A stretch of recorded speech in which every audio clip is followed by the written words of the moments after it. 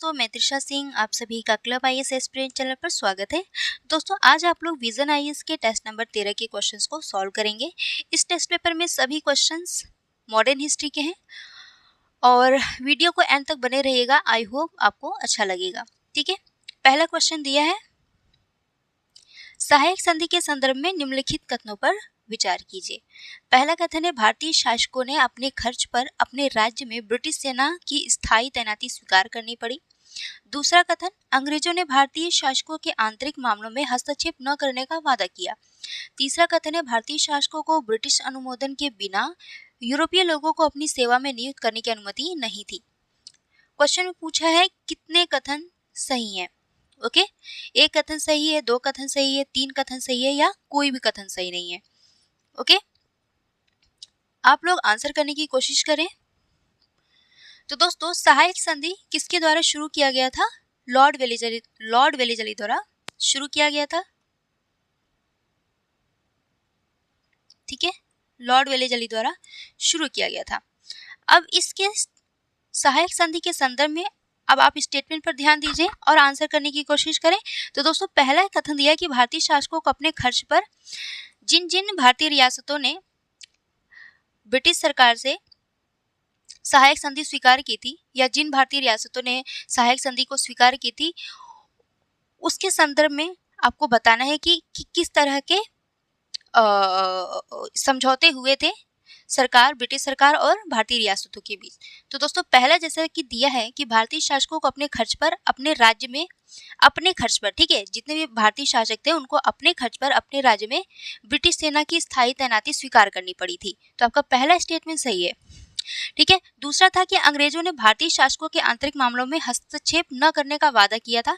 तो सहायक संधि के तहत ये भी समझौता हुआ था कि अंग्रेज जो हैं वो भारतीय शासकों के आंतरिक मामलों में हस्तक्षेप नहीं करेंगे। ठीक है, लेकिन ऐसा कभी वास्तव में ऐसा हुआ नहीं था, बल्कि ये भारतीय शासकों के आंतरिक मामलों में हस्तक्षेप करते थे।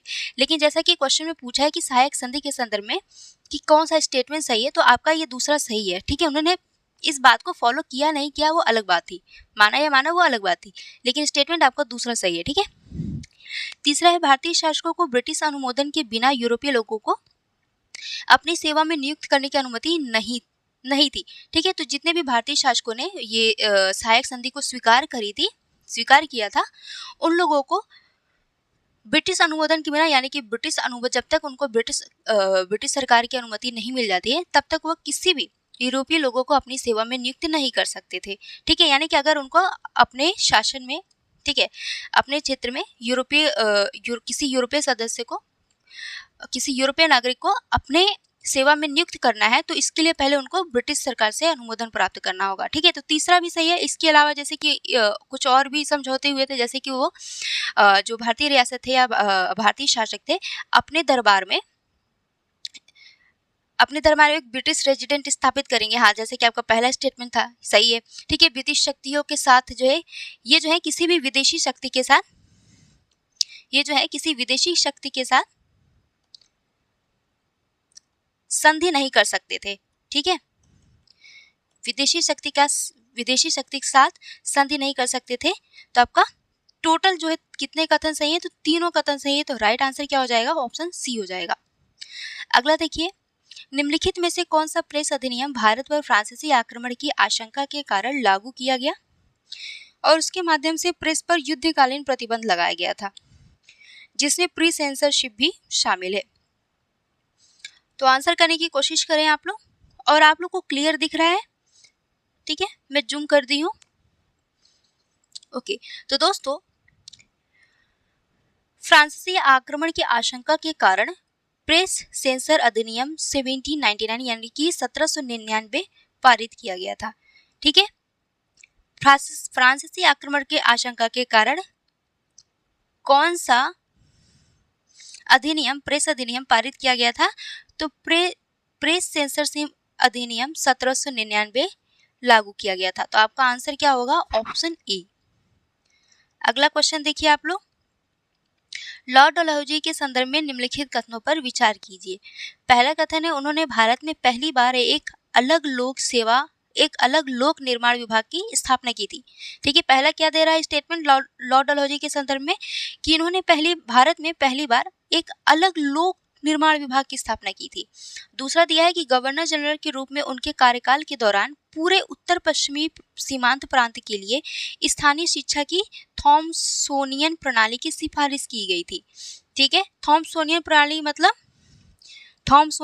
मतलब कि स्थानीय मतलब शिक्षा जो है, शिक्षा अगर प्रदान किया जाएगा तो स्थानीय भाषा में, यानी कि शिक्षा का माध्यम क्या होगा, स्थानीय भाषा होगी। ठीक है, स्थानीय भाषा में लोगों को शिक्षा प्रदान करना। अगला देखिए, तीसरा स्टेटमेंट दिया है कि उन्होंने दूसरे एंग्लो सिख युद्ध के बाद पंजाब का अधिग्रहण कर लिया था। ठीक है, अब ऑप्शन देखिए आप लोग, पूछा है कितने कथन सही है, एक कथन सही है, दो, सभी, तीनों या कोई नहीं। ठीक है, चलिए अब आप लोग आंसर करने की कोशिश करिए। तो दोस्तों, लॉर्ड डलहौजी ने भारत में पहली बार एक लोक निर्माण विभाग की स्थापना की थी। आपका पहला स्टेटमेंट सही है। और गवर्नर जनरल के रूप में लॉर्ड डलहौजी ने उन्होंने अपने कार्यकाल के दौरान पूरे उत्तरी पश्चिमी सीमांत प्रांत में स्थानीय शिक्षा के लिए थॉमसोनियन प्रणाली की सिफारिश की थी, यानी कि स्थानीय शिक्षा प्रदान की जाएगी स्थानीय भाषा में। तो दूसरा स्टेटमेंट भी सही है। ओके, और लॉर्ड डलहौजी ने दूसरे आंग्ल सिख युद्ध के बाद पंजाब का अधिग्रहण भी कर लिया था। तो तीसरा स्टेटमेंट भी सही है। तो राइट आंसर क्या हो जाएगा, सभी तीनों। ओके, चलिए अगला क्वेश्चन देखिए, और इसका पीडीएफ दोस्तों आपको कमेंट बॉक्स में मिल जाएगा। टेलीग्राम का लिंक जो है कमेंट बॉक्स में मेंशन कर दिया जाता है। तो आप लोग उस टेलीग्राम लिंक के माध्यम से हमारे ग्रुप को ज्वाइन कर लीजिए, जहाँ पर आपको सारे टेस्ट पेपर का पीडीएफ, जितने भी टेस्ट पेपर सॉल्व कराए जाते हैं उन सभी का पीडीएफ आपको कमेंट बॉक्स में नहीं मतलब ग्रुप में मिल जाया करेगा। ठीक है, और डेली 12 बजे क्लास चलती है हमारी विजन आईएएस की, और दोपहर 3 बजे यानी कि दोपहर 12 बजे विजन आईएएस की टेस्ट सीरीज चलती है, और दोपहर 3 बजे पीटी 365 की क्लास लेते हैं आरजी सर। ठीक है, और शाम 8 बजे से लेकर के 10 बजे तक ऐप पर क्लास चलती है, जो हमारी बैच की क्लास होती है, रेगुलर क्लास चलती है। अभी 4th फाउंडेशन बैच चल रहा है। ठीक है, इकोनॉमिक्स की क्लास चल रही है, और 5th फाउंडेशन बैच हमारा स्टार्ट होने वाला है। तो जल्द ही है, अगर आप लोग हमारे 5th फाउंडेशन बैच को ज्वाइन करना चाहते हैं तो आप लोग ज्वाइन कर लीजिए। ठीक है, एनरोल कर लीजिए, ताकि आपको सारे क्लासेस टाइम टू टाइम मिलते रहें और अपनी तैयारी को काफ़ी बेहतर बना सकें। ठीक है, एक बार डेमो क्लास ले लीजिएगा, जब आप डेमो क्लास से संतुष्ट हो जाएं तभी हमारे 5th फाउंडेशन बैच को ज्वाइन करिएगा, अदरवाइज नहीं। ठीक है, जब संतुष्टि मिले तभी कि आपको समझ में आए कि हाँ सही डायरेक्शन में पढ़ाया जा रहा है या नहीं, और आपको कॉन्सेप्ट के आधार पर पढ़ाया जा रहा है या बस ऐसे ही रटा दिया जा रहा है।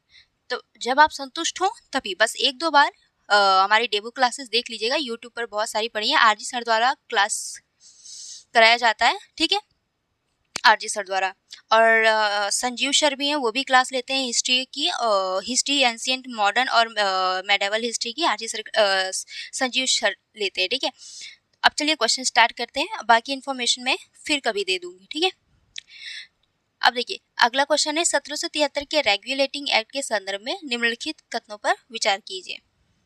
पहला कथन है 1773 के रेगुलेटिंग एक्ट ने भारत में ब्रिटिश क्षेत्रों के प्रशासन को 4 सदस्यों की एक परिषद द्वारा सहायता प्राप्त गवर्नर जनरल के हाथों में सौंप दिया गया था। दूसरा है परिषद का निर्णय बहुमत से लिया जाता था तथा गवर्नर जनरल को परिषद के निर्णय पर वीटो करने की शक्ति प्राप्त थी। ठीक है, अब आप लोग आंसर करने की कोशिश करें, ऑप्शन देख लें एक बार ध्यान से। ओके, चलिए तो दोस्तों 1773 के रेगुलेटिंग एक्ट में क्या प्रावधान लाया गया था कि भारत में ब्रिटिश क्षेत्रों के प्रशासन को 4 सदस्यों की एक परिषद द्वारा सहायता प्राप्त गवर्नर जनरल के हाथों में सौंप दिया गया था। यानी कि सारी शक्ति किसके हाथों में सौंप दी गई थी, गवर्नर जनरल के हाथों में सौंप दी गई थी। और इस गवर्नर जनरल को सहायता देने के लिए एक परिषद होगी, जिसमें कितने सदस्य होंगे, 4 सदस्य, यानी कि 4 सदस्यों की एक परिषद द्वारा सहायता प्राप्त गवर्नर जनरल के हाथों में सारी शक्ति सौंपी गई थी। ठीक है, किन क्षेत्रों में, तो ब्रिटिश क्षेत्रों के प्रशासन में। ठीक है, तो पहला कथन आपका सही है, लेकिन दूसरा जो दिया है कि परिषद का निर्णय जो है बहुमत से लिया जाता है, तथा गवर्नर जनरल को परिषद के निर्णय पर वीटो करने की शक्ति प्राप्त थी। देखो दोस्तों, परिषद का जो निर्णय लिया जाता था वो बहुमत के आधार पर लिया जाता था, ठीक है, और जो भी निर्णय दिया जाता था ये बाध्यकारी होता था, ठीक है, ये बाध्यकारी होता था, इसके निर्णय के खिलाफ वीटो नहीं किया जा सकता था, ठीक है, सभी पर मान्य होता था। तो आपका दूसरा स्टेटमेंट गलत हो गया। और गवर्नर जनरल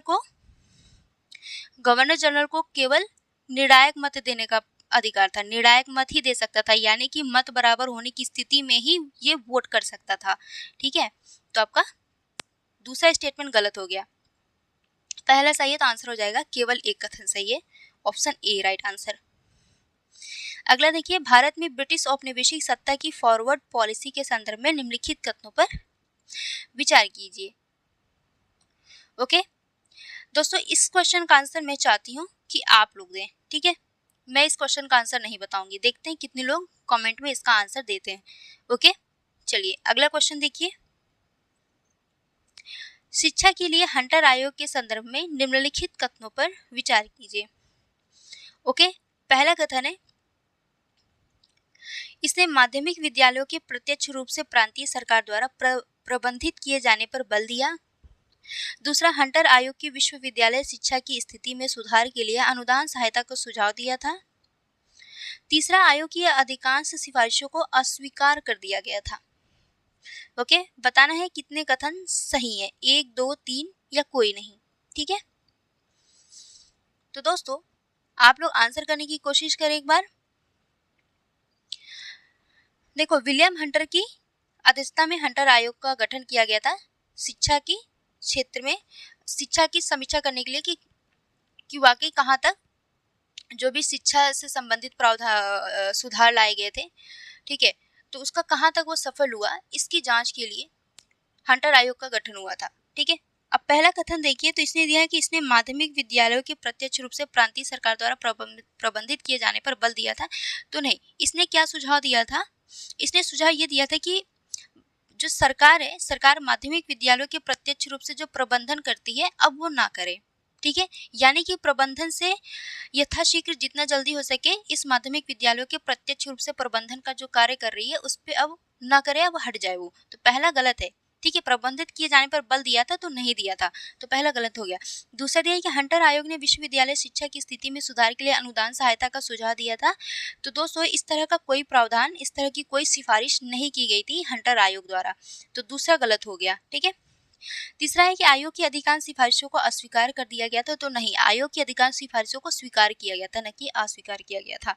तो आपका तीसरा भी गलत हो गया, पहला दूसरा तीसरा तीनों गलत है, तो राइट आंसर क्या हो जाएगा, कोई नहीं, ठीक है। अगला देखिए,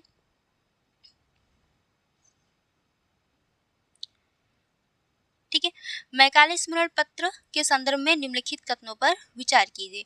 पहला कथन है, मैकाले स्मरण पत्र ने प्राच्यवादी और पाश्चात्यवादी के बीच के संघर्ष को प्राच्यवादी के पक्ष में हल किया, ठीक है, इस स्टेटमेंट को ध्यान से देखिएगा। दूसरा है, मैकाले स्मरण पत्र ने जनता के लिए बड़ी संख्या में प्राथमिक विद्यालय खोलने के विचार का समर्थन किया था, ठीक है, बड़ी संख्या में प्राथमिक विद्यालय के खोलने का विचार किया था, ठीक है। तो बताएं कि कौन सा कथन सही है, ऑप्शन ध्यान से देखें, ठीक है। अब आंसर करने की कोशिश करें।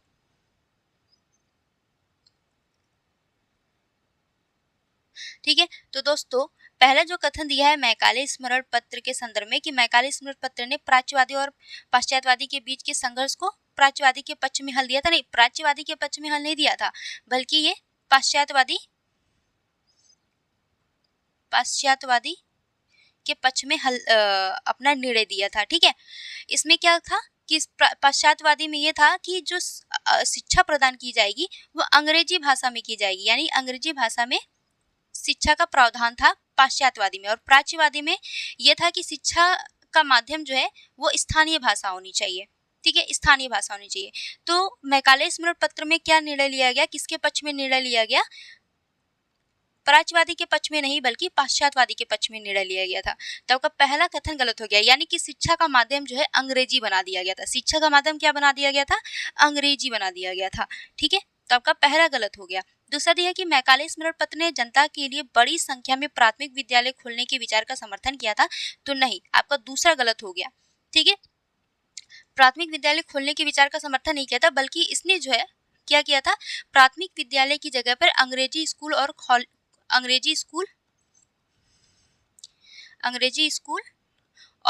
कॉलेज खोलने पर समर्थन दिया था। यानी कि भारत में जो स्कूल कॉलेजेस खोले जाएंगे वो अंग्रेजी स्कूल, जैसे कि उनके ब्रिटेन में जैसे स्कूल कॉलेजेस थे, जैसी व्यवस्था थी वहाँ पे, वैसी ही व्यवस्था वो भारत में भी लाना चाहते थे। ठीक है, तो और लाए भी थे। कुछ स्कूल कॉलेजेस जो है अंग्रेजी, कुछ भारत में कुछ अंग्रेजी स्कूल कॉलेजेस खोले गए थे। प्राथमिक विद्यालय खोलने का समर्थन इन्होंने नहीं किया था। तो पहला और दूसरा दोनों कथन गलत हो गया। राइट आंसर क्या होगा, ऑप्शन डी होगा।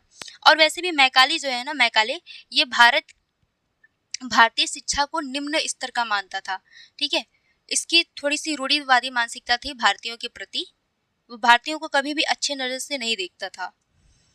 एक मतलब कहते हैं कि बहुत ही निम्न स्तर का मानता था भारतीयों को।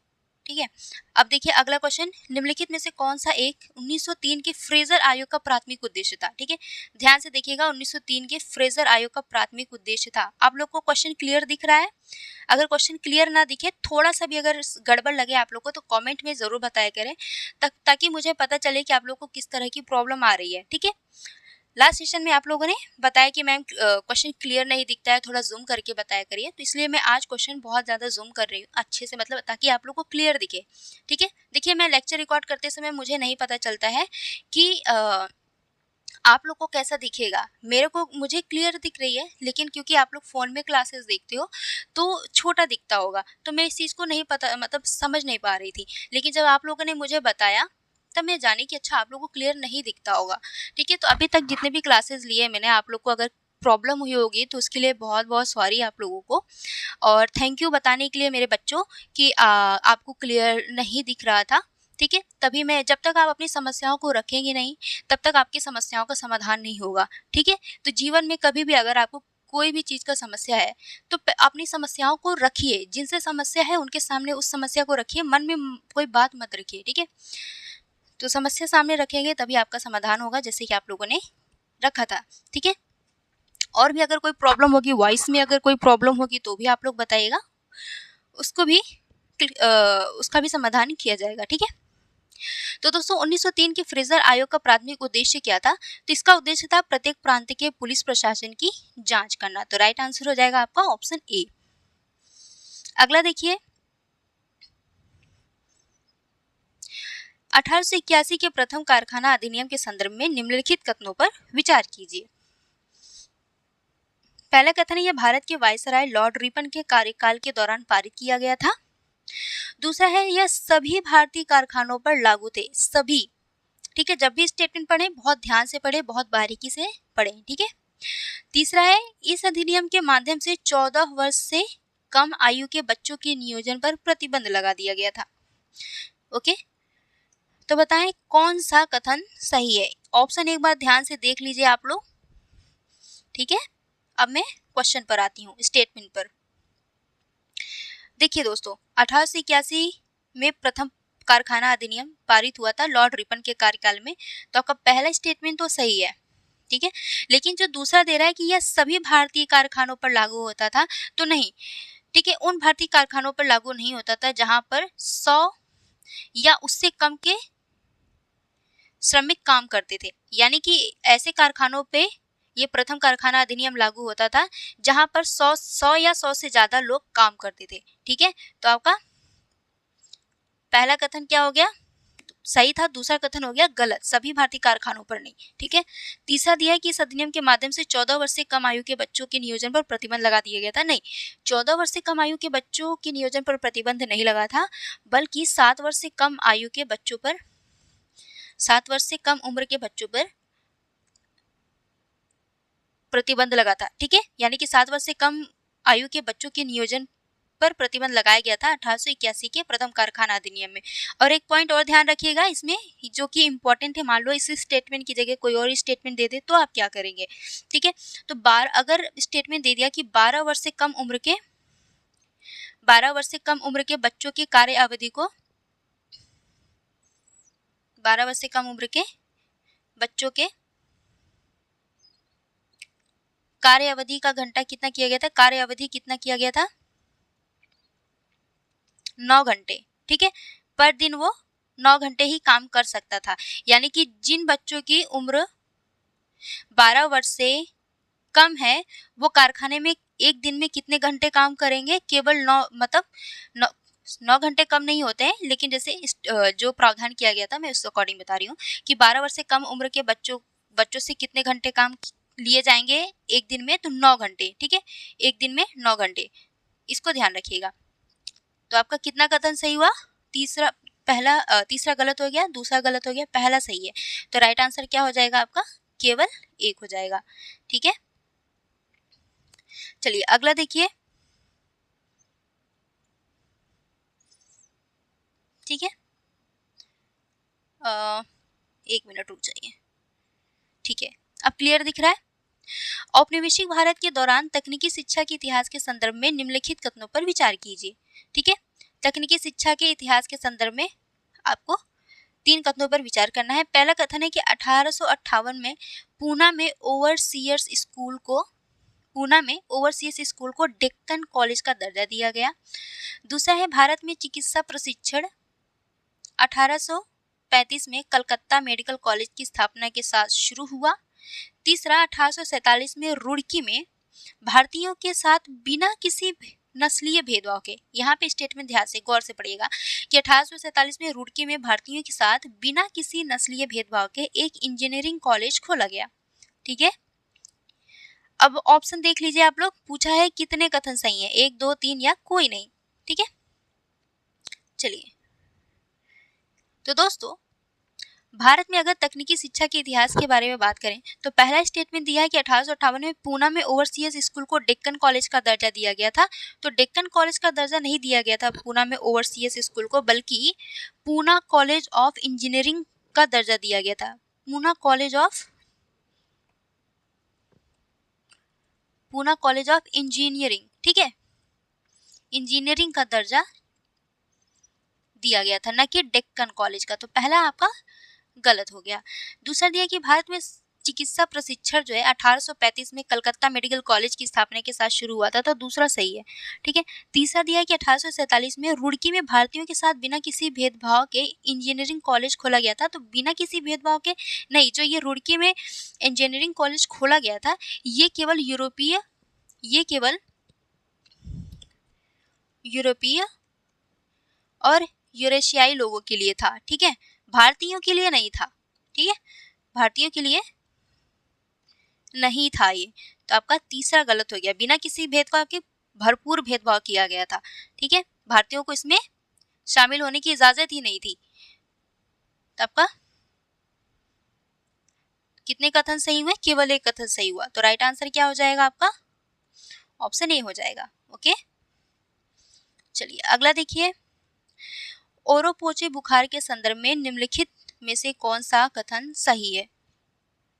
ओके, ओरोपोचे बुखार क्या है दोस्तों, तो ये जूनोटिक और वो वायरल रोग है। ठीक है, ये क्या है, जूनोटिक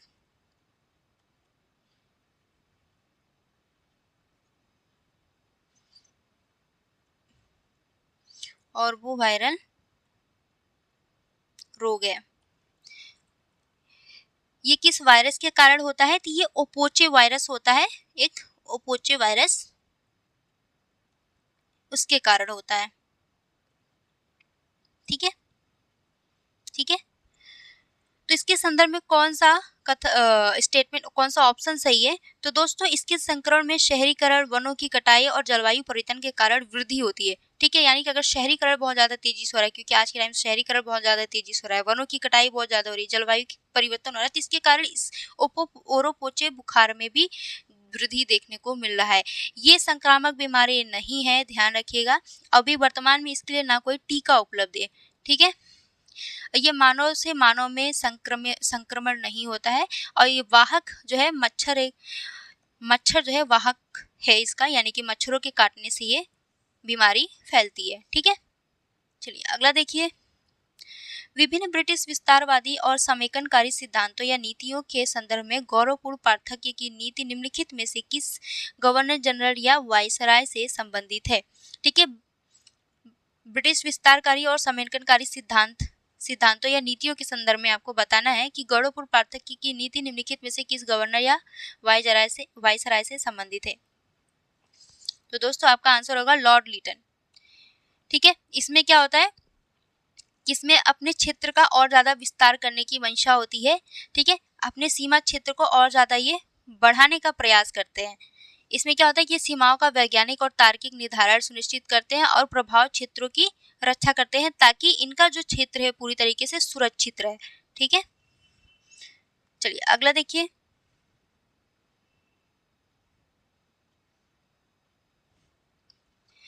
आंग्ल बर्मा संबंधों के संदर्भ में निम्नलिखित कथनों पर विचार कीजिए। पहला कथन है यांडबू की संधि से प्रथम आंग्ल बर्मा युद्ध की समाप्ति हुई।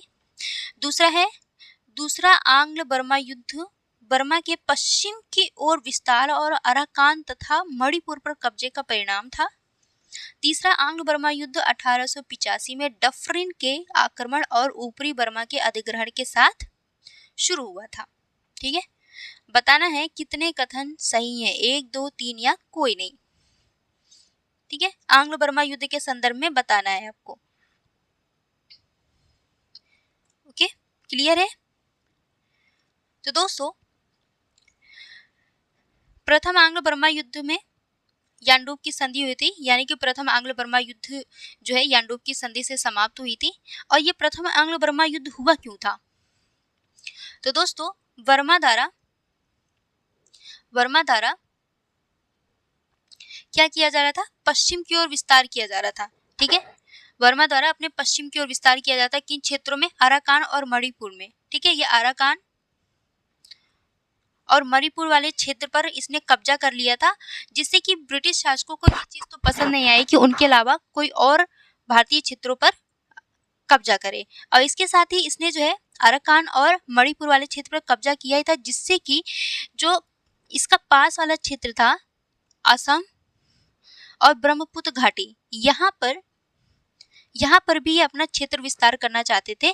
और यहाँ पर जो है असम और ब्रह्मपुत्र में कहीं न कहीं एक खतरा मंडराने लगा था कि बर्मा जो है इन क्षेत्रों में भी अपना विस्तार न करे। तो ऐसी स्थिति में यहाँ पे फिर अंग्रेज हस्तक्षेप करते हैं और इन लोगों के बीच युद्ध होती है, आंग्ल बर्मा युद्ध। प्रथम आंग्ल बर्मा युद्ध, द्वितीय आंग्ल बर्मा युद्ध नहीं, द्वितीय आंग्ल बर्मा युद्ध नहीं होता। ठीक है, किस कारण से? इस कारण से आपका प्रथम आंग्लो बर्मा युद्ध होता है। प्रथम आंग्लो बर्मा में यांडूब की संधि होती है। तो पहला सही है, दूसरा गलत हो गया। ठीक है, तीसरा देखिए, तो तीसरा आंग्ल और दूसरा आंग्लो बर्मा युद्ध तो बस डलहौजी के लालच के कारण हुआ था। ठीक है, डलहौजी की साम्राज्यवादी नीति का परिणाम था। ठीक है, डलहौजी दूसरा आंग्लो बर्मा युद्ध क्यों आता है भाई? अब कोई अब ये जो अंग्रेज थे ये तो चाहते ही थे कि अपने ज़्यादा से ज़्यादा अपना साम्राज्य विस्तार करे, तो उनको एक मौका मिल गया दूसरा आंग्लो बर्मा युद्ध करने का। तो एक पहला कारण तो चलो समझ में आता है कि इसने क्यों युद्ध किया। ठीक है, दूसरा तो ये डलहौजी की मर्जी थी कि अपने साम्राज्य को और ज़्यादा विस्तार करना चाहता था। ठीक है, इसके साम्राज्यवादी नीति का परिणाम था दूसरा आंग्लो बर्मा युद्ध। ठीक है, तो पहला सही हुआ, दूसरा गलत हुआ। तीसरा देखिए, तो तीसरा आंग्ल बर्मा युद्ध जो है 1885 में डफरिन के आक्रमण और ऊपरी बर्मा के अधिग्रहण के साथ शुरू हुआ था। तो तीसरा आपका सही है। पूछा है कितने कथन सही हैं? तो केवल 2 कथन सही है। तो राइट आंसर क्या हो जाएगा आपका? ऑप्शन बी हो जाएगा। ठीक है, और हाँ एक चीज और ध्यान रखिएगा, पहला आंग्ल बर्मा युद्ध कब हुआ था? प्रथम आंग्ल बर्मा युद्ध 1824 से 26 तक चला था। और दूसरा आंग्ल बर्मा कब शुरू हुआ था? 1852, ये 1853 तक चला था। और तीसरा 1885 में। ठीक है, चलिए अगला देखिए। भारतीय विश्वविद्यालय अधिनियम 1904 के संदर्भ में निम्नलिखित कथनों पर विचार कीजिए। ठीक है, भारतीय विश्वविद्यालय अधिनियम 1904 के संदर्भ में आपको विचार करना है। पहला कथन दिया है, भारतीय विश्वविद्यालय अधिनियम 1904 जो है 1904 शिक्षा पर हंटर आयोग की सिफारिशों पर आधारित था। यानी कि ये बोल रहा है, ये पहला स्टेटमेंट कि भारतीय विश्वविद्यालय अधिनियम 1904 हंटर आयोग की सिफारिशों पर आधारित था। क्या ये हंटर आयोग की सिफारिशों पर आधारित था? दिमाग पर जोर दीजिए। दूसरा स्टेटमेंट दिया है कि विश्वविद्यालय के उप सदस्यों की संख्या और उनके कार्यकाल की अवधि बढ़ा दी गई थी। ओके, तीसरा है निजी कॉलेजों को विकास को बढ़ावा देने के लिए उनसे संबद्धता मानदंड उदार बनाए गए थे। ठीक है, उनसे संबंधित जो निजी कॉलेज के विकास को बढ़ावा देने के लिए उनसे संबंधित जो मानदंड थे, क्या इसको उदार बनाया गया था कि और कठोर बनाया गया था? बताएं। इसका आंसर क्या ऑप्शन दिया है, पूछा है कितने कथन सही है, 1, 2, 3 या कोई नहीं। ठीक है, चलिए। तो दोस्तों, भारतीय विश्वविद्यालय अधिनियम 1904 जो है ये हंटर आयोग की सिफारिशों पर नहीं बल्कि ये रेले आयोग की सिफारिशों पर आधारित थी। ठीक है, तो आपका पहला गलत हो गया। दूसरा दिया है कि विश्वविद्यालय के उपसदस्यों की संख्या और उनके कार्यकाल की अवधि बढ़ाई नहीं गई थी बल्कि और कम कर दी गई थी, घटा दी गई थी, और इसमें उपसदस्यों को मनोनीत करने की सिफारिश भी की गई थी कि सरकार द्वारा जो है इनके उपसदस्यों को मनोनीत करेगा। ठीक है, तो दूसरा जो है गलत हो गया आपका, क्योंकि इनके कार्यकाल की अवधि और उपसदस्यों की संख्या को बढ़ाया नहीं गया था बल्कि घटा दिया गया था। तीसरा है कि निजी कॉलेज के विकास को बढ़ावा देने के लिए उनसे संबद्धता मानदंड को उदार नहीं बल्कि और ज्यादा कठोर बना दिया गया था। तो तीसरा भी गलत हो गया। तो राइट आंसर क्या होगा, कितने कथन सही है? तो कोई भी कथन सही नहीं है, तो आंसर होगा आपका ऑप्शन डी। अगला देखिए, 1853 के चार्टर एक्ट के संदर्भ में निम्नलिखित कथनों पर विचार कीजिए। पहला कथन, इसने सभी पात्र भारतीयों के लिए खुली सिविल सेवा का प्रावधान किया गया। कोर्ट ऑफ डायरेक्टर्स की संख्या 24 से घटा करके कितनी कर दी गई? 18 कर दी गई। तीसरा है, इसने गवर्नर जनरल की परिषद के विधायी और कार्यकारी कार्यों को अलग कर दिया। पूछा है कितने कथन सही हैं। ओके, आंसर करने की कोशिश करें आप लोग। तो दोस्तों, 1853 के चार्टर एक्ट की बात करें तो इसमें जो है जो सिविल सेवा का परीक्षा होता था, इसको एक प्रतियोगी परीक्षा बना दिया गया, यानी कि यूरोपियों के साथ साथ भारतीय भी इस परीक्षा को दे सकते थे। ठीक है, तो आपका पहला सही है, यानी कि भारतीयों को भी इस परीक्षा के लिए पात्र बनाया गया। तो पहला कथन सही है 1853 के चार्टर एक्ट के संदर्भ में। दूसरा है कि इसमें कोर्ट डायरेक्टर की संख्या 24 से 18 कर दी गई थी, तो दूसरा स्टेटमेंट भी सही है। और गवर्नर जनरल की परिषद के विधायी और कार्यकारियों को 1853 के चार्टर एक्ट द्वारा अलग अलग कर दिया गया था, यानी कि गवर्नर जनरल की परिषद के जो विधायी कार्य थे और कार्यकारी कार्य थे, इनको अब अलग अलग कर दिया गया। ठीक है, किस चार्टर एक्ट के द्वारा? तो 1853 के चार्टर एक्ट के द्वारा। तो तीनों ही कथन सही है, तो आपका राइट आंसर हो जाएगा ऑप्शन डी, यानी कि सभी तीनों। अगला देखिए, वर्नाक्यूलर प्रेस एक्ट 1878 के संदर्भ में निम्नलिखित कथनों पर विचार कीजिए। ठीक है, पहला कथन दिया है, अमृत बाजार पत्रिका वर्नाक्यूलर प्रेस एक्ट के प्रावधानों का उल्लंघन करने के कारण ब्रिटिश सरकार द्वारा जब्त किया जाने वाला पहला समाचार पत्र था। ठीक है, दूसरा दिया है, इस अधिनियम के तहत प्रेस को प्रामाणिक समाचार प्रदान करने के लिए एक प्रेस आयुक्त नियुक्त किया गया था। तीसरा कथन है, इस अधिनियम के तहत मजिस्ट्रेट के निर्णय के विरुद्ध ईस्ट इंडिया कंपनी के निदेशक मंडल में अपील की जा सकती थी। ठीक है, अब क्वेश्चन में आपको यह बताना है कि कितने कथन सही हैं, 1, 2, 3 या कोई नहीं। ओके, ठीक है, चलिए अब आप लोग आंसर करने की कोशिश करें।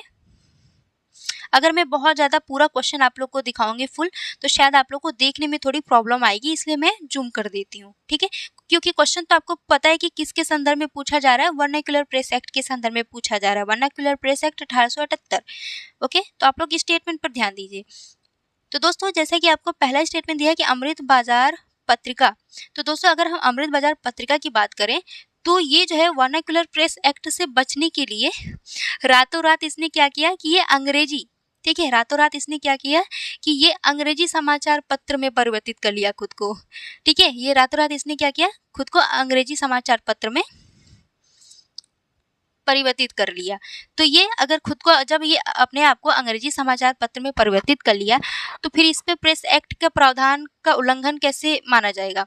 फिर तो ये जो है, जब इसने खुद को अंग्रेजी समाचार पत्र में परिवर्तित कर लिया, तो ये वर्नाक्यूलर प्रेस एक्ट से बच गया था।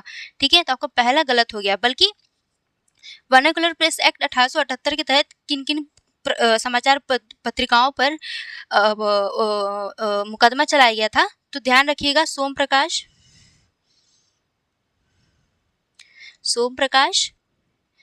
भारत मिहिर,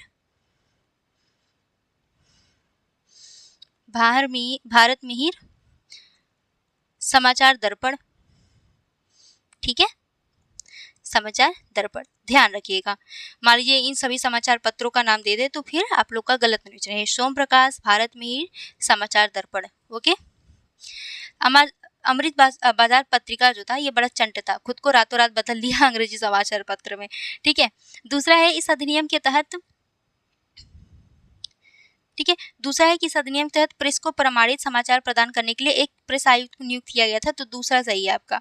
ठीक है, तीसरा जो दिया है स्टेटमेंट कि इस अधिनियम के तहत मजिस्ट्रेट के निर्णय के विरुद्ध ईस्ट इंडिया कंपनी के निदेशक मंडल में अपील की जा सकती है। तो दोस्तों वर्नाक्युलर प्रेस एक्ट 1878 के तहत मजिस्ट्रेट जो भी निर्णय देता है, ठीक है, यानी कि मजिस्ट्रेट की जो कार्रवाई होती है, मजिस्ट्रेट की जो कार्रवाई थी वो अंतिम थी, मजिस्ट्रेट की कार्रवाई को अंतिम माना गया था और जो भी ये निर्णय देगा ये बाध्यकारी था। ठीक है, यानी कि इसका निर्णय बाध्यकारी था, इसके खिलाफ कहीं भी अपील नहीं की जा सकती थी। ठीक है, तो आपका तीसरा स्टेटमेंट गलत हो गया। क्यों गलत हो गया? क्योंकि इसमें क्या दिया हुआ है कि मजिस्ट्रेट के निर्णय के विरुद्ध ईस्ट इंडिया कंपनी के निदेशक मंडल में अपील की जा सकती थी, तो इसके निर्णय के खिलाफ यानी कि मजिस्ट्रेट के निर्णय के खिलाफ कहीं भी अपील नहीं की जा सकती थी क्योंकि इसकी कार्रवाई अंतिम और बाध्यकारी होती थी। ठीक है, तो कितने कथन सही हैं आपके मेरे प्यारे साथियों? केवल एक कथन सही है, तो राइट आंसर क्या हो जाएगा आपका? Option A. ओके, अगला देखिए,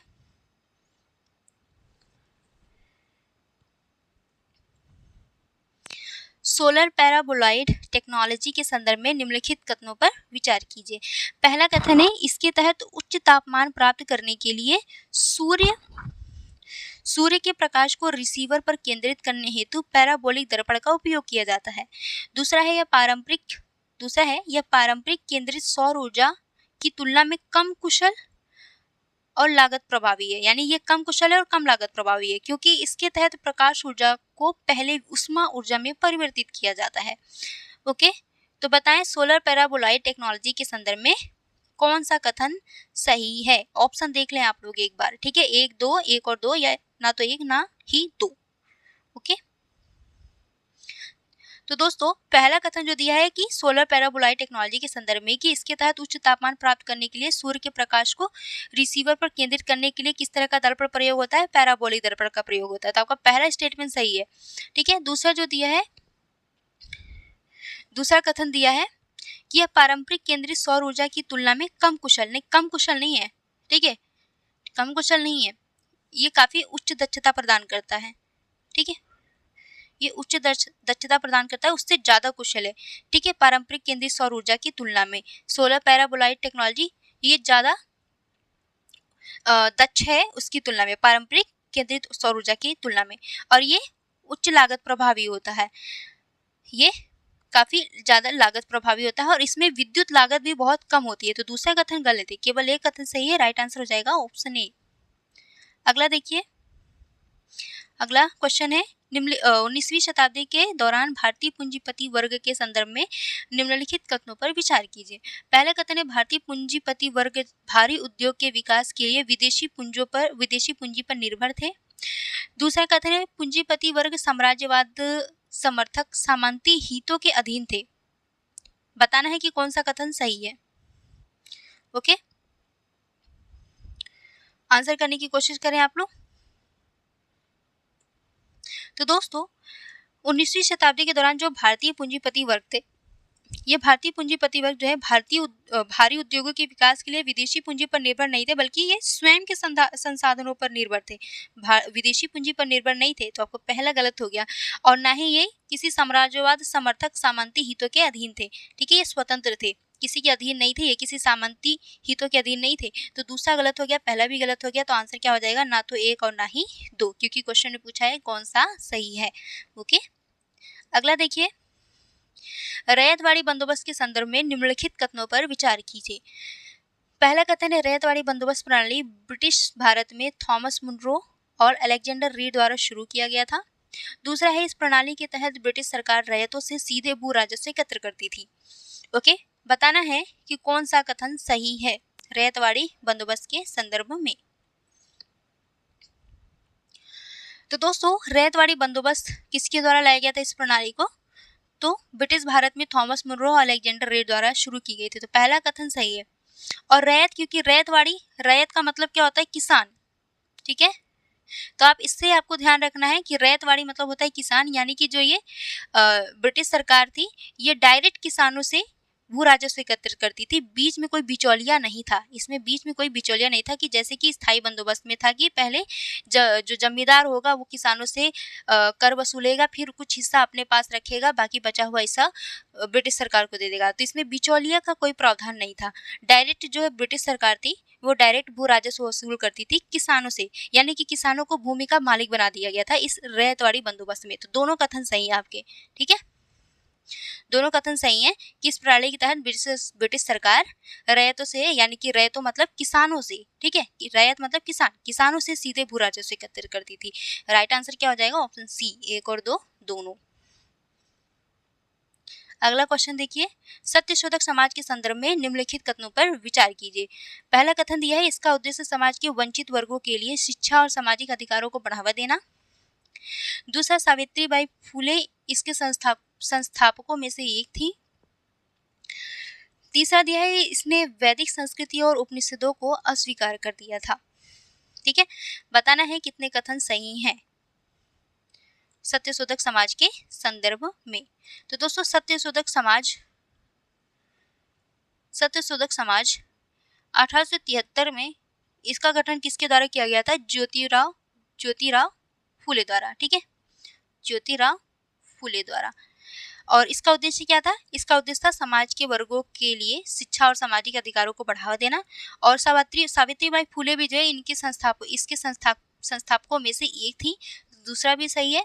और ये जो सत्यशोधक समाज थी ये वैदिक संस्कृति और उपनिषदों का अस्वीकार करती थी। इसके साथ ये ब्राह्मणों द्वारा शूद्रों और दलितों के साथ जो शोषण किया जाता था उसके विरुद्ध थी ये। मतलब ये सत्यशोधक समाज ब्राह्मणों के द्वारा जो शोषण किया जाता था दलितों के साथ, शूद्रों के साथ, तो इसका विरोध करते थे ये।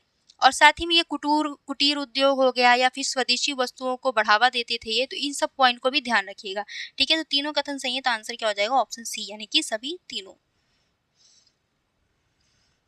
अगला है, निम्नलिखित महिला संगठनों को उनके कालक्रम में व्यवस्थित कीजिए। मोस्ट इंपॉर्टेंट क्वेश्चन, यूपीएससी में इस तरह का क्वेश्चन बहुत पूछता है, खास करके महिला संगठनों से, ठीक है। एंशिएंट हो गया, मेडाइवल हो गया, मॉडर्न हो गया। तो महिलाओं का क्या योगदान रहा, ठीक है, महिलाओं की जीवन कैसी थी, ठीक है, महिला कवयित्री पूछ देता है क्वेश्चन में, तो बहुत ज़्यादा इंपॉर्टेंट हो जाता है। ओके, तो दोस्तों आर्य महिला समाज की बात करें, क्योंकि इसको कालक्रम में व्यवस्थित करना है, ठीक है। आर्य महिला समाज की बात करें तो 1899 ईस्वी में किसके द्वारा इसका गठन किया गया था? पंडित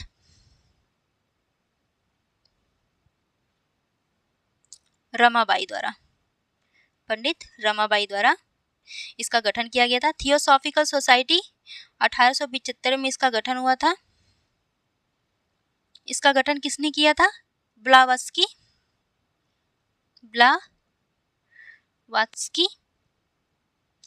और हेनरी अल्काट ने। वैसे मेन इसमें महिला संगठन, महिलाओं के नाम ध्यान रखिएगा, ब्लावत्स्की और जनरल अल्काट थे, उनका भी नाम ध्यान रखिएगा। इन दोनों के द्वारा थियोसॉफिकल सोसाइटी का गठन किया गया था 1875 में, ठीक है। आर्य महिला समाज का 1899 में गठन होता। भारत महिला परिषद का गठन 1904 ईस्वी में हुआ था रमाबाई रानाडे द्वारा, ठीक है। ओके, जब आप इसे कालक्रम में व्यवस्थित करेंगे तो इसका क्रम क्या बनेगा? 2 1 3। राइट आंसर क्या हो जाएगा? Option D. अगला देखिए, निम्नलिखित कथनों पर विचार कीजिए। पहला है, वह एक प्रमुख स्वतंत्रता सेनानी थी जिन्होंने स्वदेशी आंदोलन में सक्रिय रूप से भाग लिया और स्वदेशी उत्पादों के उपयोग को प्रोत्साहित किया, ठीक है। दूसरा पॉइंट क्या कह रहा है? दूसरा पॉइंट कह रहा है कि भारत स्त्री महामंडल की स्थापना की। तो भारत स्त्री महामंडल की स्थापना की किसने की? यही पॉइंट अगर आपको पता होता सिर्फ कि भारत स्त्री महामंडल की स्थापना किसने की थी तो आप डायरेक्ट आंसर कर लेते। लेकिन एक बार आप फिर भी अगर आप कंफ्यूज हैं तो आप पूरा पढ़िए स्टेटमेंट, ठीक है। आपको वैसे हिंट मिल गया। वैसे तो भाई बहुत सही स्वतंत्रता सेनानी थी महिलाओं में, ठीक है। बहुत सारे ऐसी स्वदेशी आंदोलन में सक्रिय रूप से भाग ली थी, ऐसी बहुत सारी महिलाएं थी। स्वदेशी उत्पादों के उपयोग को प्रोत्साहित किया था, बहुत सारी महिलाएं की थी। लेकिन कुछ विशिष्ट महिलाएं ही की थी। जैसे भारत स्त्री महामंडल की स्थापना हर कोई नहीं किया होगा, कुछ 1-2 महिलाएँ ऐसी होंगी जिन्होंने की होगी, ठीक है? ये आपको हिंट मिल गया, इस आधार पे आप आंसर करिए, ठीक है? अब देखिए आगे, ये जो है भारत में महिलाओं का पहला संगठन था, भारत स्त्री महामंडल। और तीसरा दिया है कि वह अहिताग्निका पुस्तक सहित कई महत्वपूर्ण कृतियों की लेखिका थी। तो दूसरा हिंट ये मिला कि अहिताग्निका पुस्तक की लेखिका कौन थी? तो अगर आपको इतना पता होगा तो आप डायरेक्ट आंसर कर लेंगे। तो ये किसके किसके बारे में बता रही है, ये किसका उल्लेख किया गया है? तो बताएं किसका उल्लेख किया गया है? तो दोस्तों ये सरला देवी चौधरानी के बारे में बताता है कि इन्होंने जो है भारत स्त्री महामंडल की स्थापना की थी। अहिताग्निका पुस्तक सहित अन्य कई महत्वपूर्ण कृतियों का ये लेखिका रही थी। तो आपका आंसर क्या हो जाएगा? ऑप्शन बी हो जाएगा। अगला देखिए, मुंडा विद्रोह के संदर्भ में निम्नलिखित कथनों पर विचार कीजिए। इसका उद्देश्य झारखंड और बिहार में जनजातीय भूमि पर व्याप्त सामंती व्यवस्था को समाप्त करना था। दूसरा कथन, इसके परिणाम स्वरूप छोटा नागपुर काश्तकारी अधिनियम 1908 पारित किया गया, जिससे गैर जनजातीय लोगों द्वारा भूमि अधिग्रहण को रोका जा सके। ठीक है, तो मुंडा विद्रोह को दोस्तों उल गुलान के नाम से भी जाना जाता है, या फिर महान कोलाहल के नाम से भी जाना जाता है। महान कोलाहल के नाम से भी जाना जाता है। तो मान लीजिए एग्जाम में कभी दूसरा नाम दे दे उल गुलाम, तो उसको भी ध्यान रखिएगा, उल गुलान। ठीक है, मुंडा विद्रोह का नेतृत्व बिरसा मुंडा द्वारा किया गया था। और इसका उद्देश्य क्या था? इसका उद्देश्य था झारखंड और बिहार में जनजातीय भूमि पर व्याप्त सामंती व्यवस्था को समाप्त करना था। ठीक है, सामंती व्यवस्था को समाप्त करना था जनजातीय भूमि पर। ठीक है, तो पहला स्टेटमेंट आपका सही है। और इसके परिणाम स्वरूप, ठीक है, स्टार्टिंग में तो वैसे अंग्रेजों ने इस पर ध्यान नहीं दिया था, लेकिन जब ध्यान दिया तो उनको समझ में आया कि मेन रीजन क्या है मुंडा विद्रोह का। तो उन्होंने फिर उनके द्वारा छोटा नागपुर काश्तकारी अधिनियम 1908 पारित किया गया, जिसमें यह प्रावधान लाया गया कि जो गैर जनजातीय लोग होंगे यहाँ की भूमि पर, यानी कि इनकी भूमि पर अधिग्रहण नहीं कर सकेंगे, इनकी भूमि का अधिग्रहण नहीं कर सकेंगे। तो इस चीज को रोकने के लिए छोटा काश्तकारी अधिनियम 1908 पारित किया गया था। दोनों स्टेटमेंट सही हैं, तो राइट आंसर क्या हो जाएगा? 1 और 2 दोनों हो जाएगा। अगला देखिए, 1870 के दशक के पाबना विद्रोह के संदर्भ में निम्नलिखित कथनों पर विचार कीजिए। ठीक है, पहला कथन है, पाबना रैयत लीग का गठन जमींदारों के विरुद्ध किसानों को संगठित करने के लिए किया गया था। ठीक है, पाबना लीग का गठन किया गया था, क्यों? इसका गठन जमींदारों के विरुद्ध किसानों को संगठित करने के लिए किया गया था। दूसरा कथन, इसने बंगाल में जमींदारी प्रथा को समाप्त कर दिया था। इसने क्या बंगाल में जमींदारी प्रथा को समाप्त किया था? बताएं कितने कथन, कौन सा कथन सही है? ओके, 1 और 2 या कोई नहीं? बताएं। तो दोस्तों पाबना विद्रोह की बात करें जो कि 1870 में शुरू हुई थी, तो इस पाबना विद्रोह के तहत जो है पाबना रैयत लीग का गठन किया गया था जमींदारों के विरुद्ध किसानों को संगठित करने के लिए। तो आपका पहला कथन सही है। क्या इसने बंगाल में जमींदारी प्रथा को समाप्त कर दिया गया था? नहीं। समाप्त किया था? नहीं। तो दूसरा कथन गलत है। ठीक है, और इसके साथ ही जमींदारी प्रथा के खिलाफ नहीं था ये युद्ध। स्टेटमेंट को बहुत बारीकी से समझिए। ठीक है, इसने बंगाल में जमींदारी प्रथा को समाप्त नहीं किया था और नहीं जमींदारी प्रथा, ये जो जमींदार लोग थे, इन जमींदारों द्वारा जो इनके साथ शोषण किया जाता था, इनके शोषण के विरुद्ध ये विद्रोह किया था।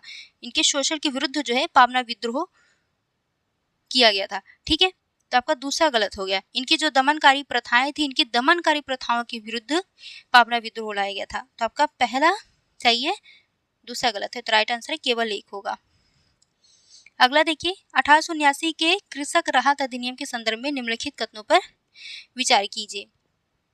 ठीक है, पहला कथन दिया है कि इसे दक्कन दंगा जांच आयोग के निष्कर्षों के बाद पारित किया गया। दूसरा, इसका उद्देश्य किसानों को ऋण चुकाने में विफल रहने पर गिरफ्तार होने या कैद होने से बचाना था। ठीक है, बताना है कि कौन सा कथन सही है। तो दोस्तों ये जो दक्कन विद्रोह था, दक्कन विद्रोह साहूकारों और जमींदारों के दमनकारी नीतियों के खिलाफ शुरू किया गया था। ठीक है, और 1879 के कृषक राहत अधिनियम पारित किया गया था। इस अधिनियम के तहत यह प्रावधान लाया गया था कि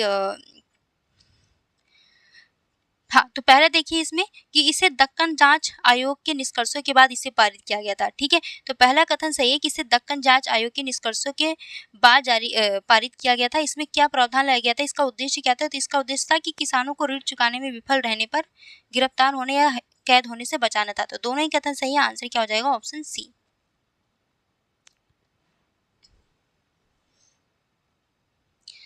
अगला क्वेश्चन दिया है, निम्नलिखित कथनों में से कौन सा 18वीं और 19वीं सदी के भारत में महिलाओं की स्थिति में सुधार हेतु उठाए गए कदमों के प्रभाव का सर्वोत्तम वर्णन करता है।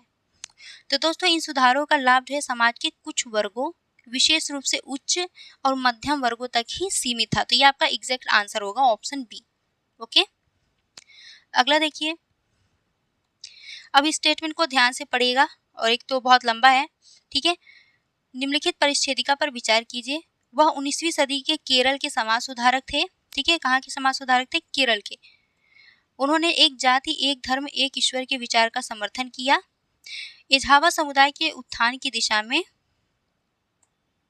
कार्य किया। उन्होंने मंदिरों और स्कूलों की स्थापना की जो सभी के लिए खुले थे और इस क्षेत्र में कठोर जातिगत पदानुक्रम को चुनौती दी। उनकी शिक्षाओं ने एक ऐसे आंदोलन को प्रेरित किया जिसने केरल के सामाजिक और धार्मिक परिवर्तन में महत्वपूर्ण भूमिका निभाई।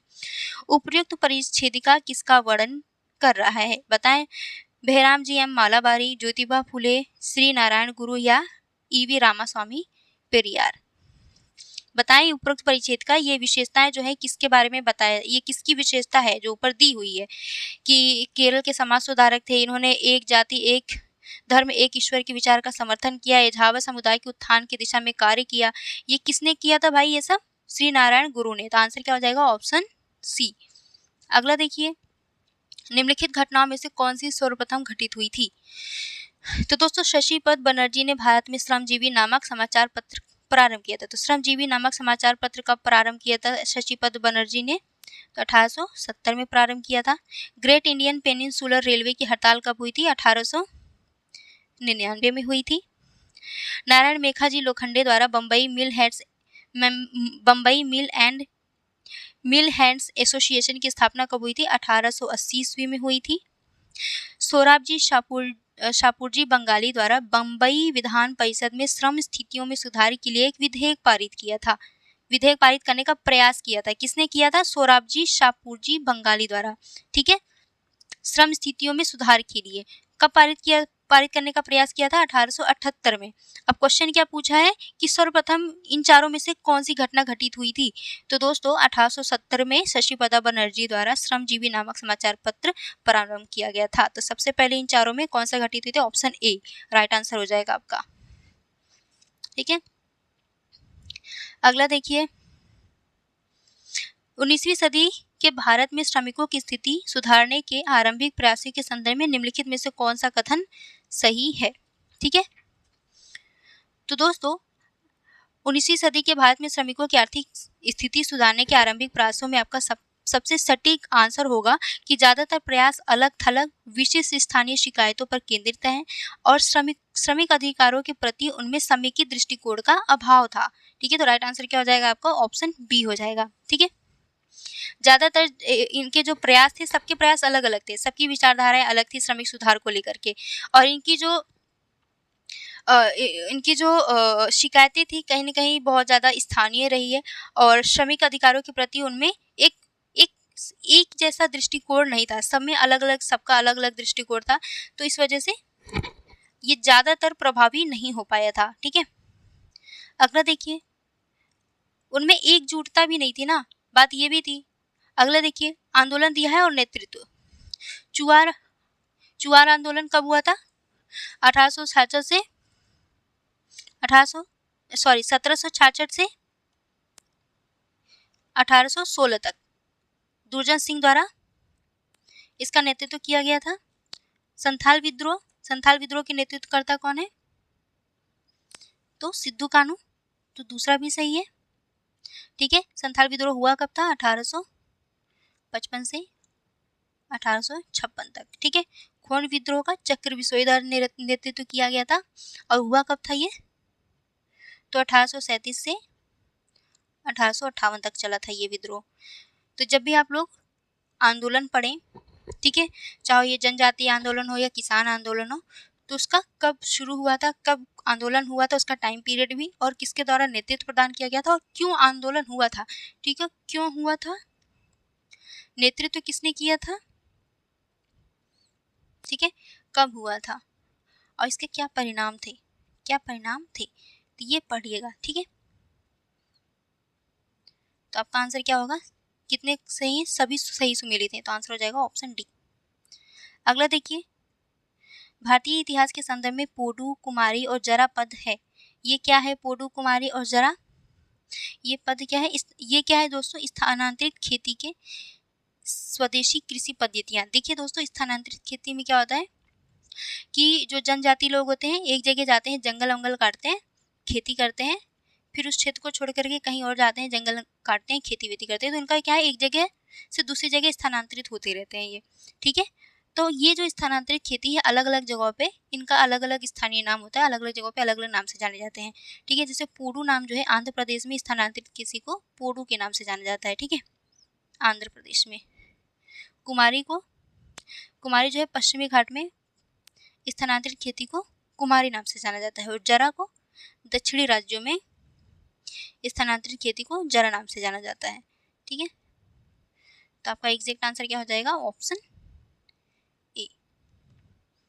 अगला देखिए, समाचार पत्र और संपादक, कि समाचार पत्र को किसके द्वारा संपादित किया गया था, ठीक है। इंडियन मिरर को एस एन सेन द्वारा प्रतिपादित किया गया था, ठीक है। मिरर मतलब होता है शीशा, शीशा से सेन, ये याद रखिएगा, तो आपको याद रहेगा, हमेशा भूलेंगे नहीं। मिरर को हम लोग क्या कहते हैं, शीशा कहते हैं, और शीशा से सेन, ठीक है। तो आपका पहला स्टेटमेंट सही है कि इंडियन मिरर के संस्थापक कौन थे, एस एन सेन थे। वॉइस ऑफ इंडिया के संस्थापक क्या जी सुब्रमण्यम अय्यर थे, नहीं, वॉइस ऑफ इंडिया के संस्थापक कौन थे, दादा भाई नौरोजी थे, ठीक है। तो आपका दूसरा गलत हो गया, और वॉइस ऑफ इंडिया को दादा भाई नौरोजी से ऐसे याद रखिएगा कि दादा भाई नौरोजी को नॉइस नहीं पसंद है, मतलब हमारे जो दादा लोग होते हैं, जो बुजुर्ग लोग होते हैं, इनको ज़्यादा शोर शराबा पसंद नहीं होता है, ज़्यादा वॉइस, ठीक है, फुल वॉइस, अगर ज़्यादा कोई तेज चिल्ला के बोल रहा है, ठीक है, वॉइस नॉइस ऐसे याद रखिएगा। तो दादा लोग को ज़्यादा नॉइस नहीं पसंद है, ज़्यादा बोलना, ज़्यादा चिल्लाना पसंद नहीं है, ठीक है, तो आपको ऐसे याद रखना है। दूसरा गलत हो गया, सुब्रमण्यम द्वारा नहीं संपादन किया गया था, बल्कि दादा भाई नौरोजी। एडवोकेट के कौन थे, तो जीपी वर्मा थे, तीसरा सही है। सुधारक समाचार पत्र के संपादक कौन थे, गोपाल कृष्ण गोखले, ठीक है। कृष्ण जी समाज में सुधार करना चाहते थे, ऐसे याद रख सकते हैं आप लोग, ठीक है। तो गोपाल कृष्ण गोखले, सुधार कौन करना चाहता था, कृष्ण जी करना चाहते थे, तो ऐसे भूलेंगे नहीं आप लोग। कितने सही हैं, 3 सही है, तो आंसर क्या हो जाएगा, ऑप्शन सी, ठीक है। एडवोकेट का मुझे अभी फिलहाल कोई ट्रिक नहीं याद है, मतलब ऐसा कुछ ध्यान नहीं आ रहा है कि आप लोग को बता सके, ओके। चलिए अगला देखिए, ब्रिटिश इंडिया कंपनी के दौरान सिविल सेवाओं के संदर्भ में निम्नलिखित कथनों में से कौन सा कथन सही है, ठीक है, सिविल सेवाओं के संदर्भ में बताना है। तो पहला दिया है कि जिला कलेक्टर के कार्यालय का गठन पहली बार लॉर्ड कॉर्नवालिस द्वारा किया गया था। तो दोस्तों पहली बार जो है जिला कलेक्टर के कार्यालय का गठन जो है लॉर्ड कॉर्नवालिस द्वारा नहीं, बल्कि वॉरेन हेस्टिंग्स द्वारा किया गया था। किसके द्वारा किया गया था, वॉरेन हेस्टिंग्स द्वारा, ठीक है। तो ये ऑप्शन गलत हो गया। बी दिया है कि लॉर्ड वेलेस्ली ने जिला कलेक्टर की मजिस्ट्रियल शक्तियों को बहाल एवं पुनर्जीवित किया, जिन्हें लॉर्ड कॉर्नवालिस द्वारा समाप्त कर दिया गया था।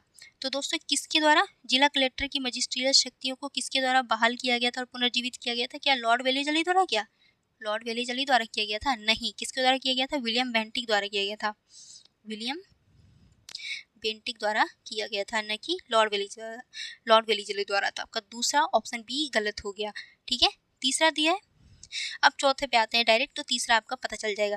तो 1860 में सिविल सेवकों के प्रशिक्षण के लिए फोर्ट विलियम कॉलेज के स्थान पर लंदन में हैलीबेरी कॉलेज की स्थापना की गई थी। आपका ऑप्शन डी जो है सही है, ब्रिटिश इंडिया की कंपनी के दौरान सिविल सेवकों के संदर्भ में, ठीक है। तो ऑप्शन डी आपका राइट आंसर होगा, ठीक है। सिविल सेवकों के प्रशिक्षण के लिए जो है फोर्ट विलियम कॉलेज के स्थान पर लंदन में हैलीबेरी कॉलेज की स्थापना की गई थी। और सी क्या दिया है कि लॉर्ड कॉर्नवालिस ने सिविल सेवकों के प्रशिक्षण के लिए फोर्ट विलियम की कॉलेज की स्थापना की थी, तो सी गलत है आपका। आंसर आपका ऑप्शन डी हो जाएगा। अगला देखिए, चार्टर अधिनियम 1813 के संदर्भ में निम्नलिखित प्रावधानों पर विचार कीजिए। पहला है, इसने ब्रिटिश निजी व्यापारियों को भारत में प्रवेश की अनुमति दी थी। चार्टर अधिनियम 1813 के संदर्भ में इसमें पहला दिया है कि इसमें ब्रिटिश नागरिकों को भारत में प्रवेश की अनुमति मिल गई थी। दूसरा है, चाय और चीन के व्यापार पर कंपनी के एकाधिकार को समाप्त कर दिया गया था। तीसरा है, ईसाई मिशनरियों को भारत आने और अपने धर्म को प्रचार करने की अनुमति दी गई थी। ठीक है, बताना है कि कौन सा कथन सही है। अच्छा, आप लोग को क्लियर नहीं दिख रहा होगा ना, मैं भूल जाती हूँ, सॉरी। ठीक है, तो बताइए कौन सा कथन सही है आपका। ऑप्शन ध्यान से देख लीजिए।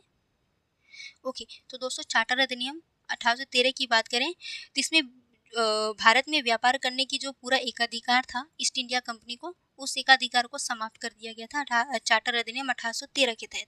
इसमें अब ये प्रावधान लाया गया है कि सिर्फ ईस्ट इंडिया कंपनी ही भारत में व्यापार वाणिज्य नहीं करेगी, बल्कि जो अन्य ब्रिटिश व्यापारी है वो भी भारत में व्यापार वाणिज्य कर सकते। पहले सिर्फ ईस्ट इंडिया कंपनी करती थी।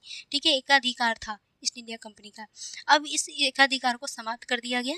अब ये प्रावधान लाया गया कि ईस्ट इंडिया कंपनी को सिर्फ एक चीन और चाय के व्यापार पर एकाधिकार को बनाए रखा गया था, समाप्त नहीं किया गया था। ठीक है, यानी ईस्ट इंडिया कंपनी, सिर्फ ईस्ट इंडिया कंपनी ही जो है चीन और चाय का व्यापार कर सकती थी। ठीक है, चीन के साथ व्यापार कर सकती थी और चाय के व्यापार पर एकाधिकार था ईस्ट इंडिया कंपनी को, समाप्त नहीं किया गया था। तो दूसरा गलत हो गया। स्टेटमेंट पे आइए, तो दूसरा ठीक है, ये आपका एलिमिनेट हो गया। आंसर हो जाएगा ऑप्शन बी। अगर सिर्फ किसी को सिर्फ यही दूसरा कथन पता होगा तो आप आंसर कर लेंगे। ठीक है, इसलिए आपको कहते हैं ना कि सब कुछ पढ़ना बहुत ज़्यादा ज़रूरी है। दूसरा कथन गलत है, और इसके साथ ये प्रावधान लाया गया कि ब्रिटिश निजी व्यापारियों को भारत में प्रवेश की अनुमति मिल गई, यानी कि जो ब्रिटिश निजी व्यापारी थे वो भी भारत में आकर के व्यापार वाणिज्य कर सकते हैं। तो पहला सही है। और ईसाई मिशनरियों को इजाज़त दी गई कि वो भारत में आए और अपने धर्म का प्रचार प्रसार करें। ठीक है, तीसरा भी सही है। तो आंसर क्या हो जाएगा, 1 और 3। ठीक है, चलिए अगला देखिए।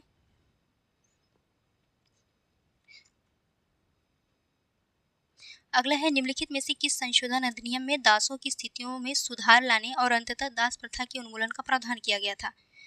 बताएं इसका राइट आंसर क्या होगा। दासों की स्थितियों में सुधार लाने के लिए और दास प्रथा के उन्मूलन के लिए कौन सा प्रावधान लाया गया था। तो 1833 का चार्टर एक्ट लाया गया था। अगला देखिए, किस अधिनियम के गवर्नर जनरल को कमांडर इन चीफ की भूमिका सहित दोहरी शक्तियां प्रदान की गई, जिससे उसे परिषद के निर्णयों को निरस्त करने की अनुमति मिली। यह शक्ति बाद में सभी गवर्नर जनरल को भी प्रदान की गई थी। तो बताएं कौन सा अधिनियम जो है लाया गया था। गवर्नर जनरल को कमांडर इन चीफ की भूमिका सहित दोहरी शक्तियां प्रदान की गई थी, यानी कि वो गवर्नर जनरल तो रहेगा और साथ में उसे कमांडर इन चीफ की भी शक्तियां प्रदान की गई थी। ठीक है, और ये शक्तियां जो है उसे परिषद के निर्णय को निरस्त करने की अनुमति मिली थी इस अधिनियम के तहत, और ये शक्तियां जो है बाद में सभी गवर्नर जनरल को भी प्रदान कर दिया गया था। तो इसका राइट आंसर होगा दोस्तों ऑप्शन सी, यानी कि 1786 का अधिनियम लाया गया था। ठीक है, अगला देखिए, भारत में 17वीं और 18वीं शताब्दी के दौरान ब्रिटिश नीतियों के संदर्भ में निम्नलिखित घटनाओं का कालक्रम में व्यवस्थित कीजिए। ओके, कालक्रम में व्यवस्थित करना है इन ब्रिटिश नीतियों को। तो नियंत्रण बोर्ड की स्थापना कब हुई थी। नियंत्रण बोर्ड की स्थापना 1784 के पिट्स इंडिया एक्ट द्वारा की गई थी। यूरोपीय आव्रजन और भारत में संपत्ति के अधिग्रहण पर प्रतिबंध की समाप्ति की गई थी 1833 के चार्टर एक्ट द्वारा। भारतीय विधान परिषद में स्थानीय प्रतिनिधित्व की शुरुआत हुई थी 1853 के चार्टर एक्ट द्वारा। जब आप इसे कालक्रम में व्यवस्थित करेंगे तो इसका कालक्रम क्या बनेगा, 1, 2 और 3, यानी राइट आंसर क्या हो जाएगा आपका ऑप्शन सी। अगला देखिए मेरे प्यारे बच्चों, ठीक है, निम्नलिखित रियासतों पर विचार कीजिए। उपरोक्त राज्यों में से कितने को ब्रिटिश सरकार ने व्यवगत यानी हड़प नीति के तहत अपने अधीन कर लिया था। ओके, तो दोस्तों हड़प नीति के तहत या व्यवगत नीति के तहत किन किन क्षेत्रों को, किन किन राज्यों को ब्रिटिश सरकार ने अपने अधीन किया था। तो संबलपुर को, उदयपुर को, नागपुर को, सतारा को, बघाट को, झांसी को। ठीक है, तो इसको देखिए दोस्तों, जब अभी आप पढ़े तो व्यवगत नीति के तहत किन किन राज्यों को ब्रिटिश सरकार ने अपने अधीन किया था, उसको याद कर लीजिएगा और उसके कालक्रम के अनुसार याद करिएगा, ठीक है। पीसीएस में बहुत ज़्यादा पूछता है ये एग्जाम, और आरओ में भी बहुत ज़्यादा पूछता है। तो इन सब पॉइंट को देखिए, बहुत सारे लोग होते हैं बस बुक पढ़ते रहते हैं, लेकिन उनको एग्जैक्टली किस पॉइंट पर फोकस करना है उनको पता ही नहीं चलता है, ठीक है। तो मॉक टेस्ट लगाएं, आप लोग को एग्जैक्ट पता चलेगा कि आपको क्या पढ़ना है। जो यूपीएस जो इंग्लिश मीडियम के बच्चे होते हैं वो यही करते हैं, ज़्यादा से ज़्यादा मॉक टेस्ट देते हैं और सही पॉइंट पर सही टॉपिक, मतलब जो एग्जाम में पूछा जाता है, जिस टॉपिक से पूछे जाने की संभावना होती है वो मेन पॉइंट पढ़ते हैं, उसी को बार बार रिवाइज करते हैं और एग्जाम क्लियर करके निकल लेते हैं। और हिंदी मीडियम वाले बस वो उनका मुंह ताकते रहते हैं कि क्या पढ़े थे, उनकी वीडियोस देखते रहते हैं, उनका मोटिवेशन वीडियोस देखते रहते हैं। कुछ नहीं होने वाला है, ऐसा करेंगे तो कुछ भी नहीं कर सकते हैं अगर इस ढर्रे को आप लोग अपनाएं सभी लोग। तो बस यही हम कहेंगे, मोर रिविजन नो कन्फ्यूज़न, मोर रिवीजन नो कन्फ्यूज़न, ठीक है। ज़्यादा से ज़्यादा रिवाइज करें और सारे बुक को बस ये नहीं कि बस पढ़ते रहें, बस मेन पॉइंट को, जब एग्जाम अभी आ रहा है तो आप लोग क्या करें, जो मेन पॉइंट है जहाँ से क्वेश्चन ज़्यादा बनता है, जैसे कि आप अगर हिस्ट्री पढ़ रहे हो, मॉडर्न हिस्ट्री, तो जितने भी अधिनियम पारित हुए, जितने भी चार्टर एक्ट हैं, ठीक है, ब्रिटिश सरकार द्वारा जितने भी सुधार लाए गए, प्रेस एक्ट जितने भी लाए गए, शिक्षा संबंधी जो सुधार लाए गए थे, उसको रट लीजिए, आपको याद होना चाहिए, ठीक है। तो आपका हाँ, जयपुर इसमें व्यवगत नीति के तहत इसको नहीं शामिल किया गया था, ये इसने सहायक संधि स्वीकार की थी, ठीक है, इसने सहायक संधि स्वीकार की थी। तो 1, 3 और 4 यानी कितने, 3, ठीक है। तो राइट आंसर क्या हो जाएगा, ऑप्शन सी, ओके। अगला देखिए, अगला है महाराजा रणजीत सिंह के सिख साम्राज्य में प्रमुख योगदान के संदर्भ में निम्नलिखित कथनों पर विचार कीजिए। पहला कथन है, उन्होंने यूरोपीय शैली के सैन्य प्रशिक्षण और संगठनों को शामिल करके सिख सेना का आधुनिकीकरण किया था। दूसरा, उन्होंने सभी समुदायों की धार्मिक संस्थाओं का समर्थन करके एक धर्मनिरपेक्ष राज्य को बनाए रखा। और तीसरा कथन दिया है, अमृतसर में गोल्डन टेम्पल यानी जिसे स्वर्ण मंदिर कहा जाता है का निर्माण महाराजा रणजीत सिंह के शासनकाल के दौरान शुरू हुआ था। ओके, तो बताना है कितने कथन सही हैं। ओके, 1, 2, 3 या कोई नहीं, बताएं। तो दोस्तों, महाराजा रणजीत सिंह की बात करें तो इन्हें पंजाब का शेर कहा जाता है और इन्होंने जो है यूरोपीय शैली के सैन्य प्रशिक्षण और संगठन को शामिल करके अपनी सेना को जो है बहुत मजबूत बनाया था, अपनी सेना का आधुनिकीकरण किया था। पहला कथन सही है। और उन्होंने जो है सभी समुदायों की धार्मिक संस्थाओं का समर्थन किया था और एक धर्मनिरपेक्ष राज्य को बनाए रखा था, यानी कि ये सभी धर्मों को समान रूप से देखते थे और समान संरक्षण प्रदान करते थे। तो दूसरा सही है। और गोल्डन टेम्पल का निर्माण इनके शासनकाल में नहीं हुआ था, बल्कि सिख गुरु अर्जुन देव ने गोल्डन टेम्पल का निर्माण कराया था। तो तीसरा गलत हो गया, केवल 2 कथन सही हैं। तो आपका राइट आंसर क्या होगा, ऑप्शन बी हो जाएगा। अगला देखिए मेरे प्यारे बच्चों, अब आंग्ल अफगान युद्धों के संदर्भ में निम्नलिखित कथनों पर विचार कीजिए। पहला कथन है, प्रथम आंग्ल अफगान युद्ध अंग्रेजों की करारी हार के साथ समाप्त हुआ था। दूसरा, द्वितीय आंग्ल अफगान युद्ध गंडमक की संधि के साथ समाप्त हुआ था, जिससे अफगानिस्तान एक ब्रिटिश संरक्षित राज्य बन गया था। तीसरा है, तृतीय आंग्ल अफगान युद्ध के परिणाम स्वरूप अफगानिस्तान को ब्रिटिश नियंत्रण से पूर्ण स्वतंत्रता प्राप्त हुई थी। ओके, बताना है कौन सा कथन सही है। ऑप्शन देख लीजिए एक बार। ओके, चलिए। तो दोस्तों, पहला स्टेटमेंट जो दिया है, प्रथम आंग्ल अफगान युद्ध कब हुआ था, 1839 से 1842 तक युद्ध चला था और इसमें अंग्रेजों की हार हुई थी। तो आपका पहला स्टेटमेंट सही है, ठीक है। अंग्रेजों की हार के साथ ये युद्ध समाप्त हो गया था। द्वितीय आंग्ल अफगान युद्ध जो है, द्वितीय आंग्ल अफगान युद्ध कब हुआ था, 1878 से 1880 तक ये युद्ध चला था और इसमें इस युद्ध के तहत जो है इस युद्ध के तहत क्या गंडमक की संधि हुई थी क्या? तो इस युद्ध के तहत दोस्तों, एक मिनट, तो दोस्तों इस युद्ध के तहत गंडमक की संधि हुई थी, लेकिन अफगानिस्तान एक ब्रिटिश संरक्षित राज्य बन गया था। तो नहीं, अफगानिस्तान एक ब्रिटिश संरक्षित राज्य नहीं बना था, बल्कि एक स्वतंत्र राज्य था, ब्रिटिश संरक्षित राज्य नहीं था। बल्कि बस इसमें यह था कि अफगानिस्तान के काबुल में एक ब्रिटिश राजदूत स्थापित किया जाएगा, ठीक है, एक ब्रिटिश राजदूत रखा जाएगा। तो दूसरा गलत हो गया। तीसरा आपका कथन सही कि तृतीय आंग्ल अफगान युद्ध जो है, जो कि 1919 में हुआ था, इसके परिणाम स्वरूप अफगानिस्तान को एक ब्रिटिश नियंत्रण से पूर्ण स्वतंत्रता प्राप्त हो गई थी, ठीक है। तो आपका राइट आंसर क्या हो जाएगा, 1 और 3। चलिए अगला देखिए, वॉरेन हेस्टिंग्स के रिंग फेंस नीति का प्राथमिक उद्देश्य क्या था? इसका प्राथमिक उद्देश्य था कंपनी की सीमाओं की रक्षा के लिए बफर जोन निर्मित करना।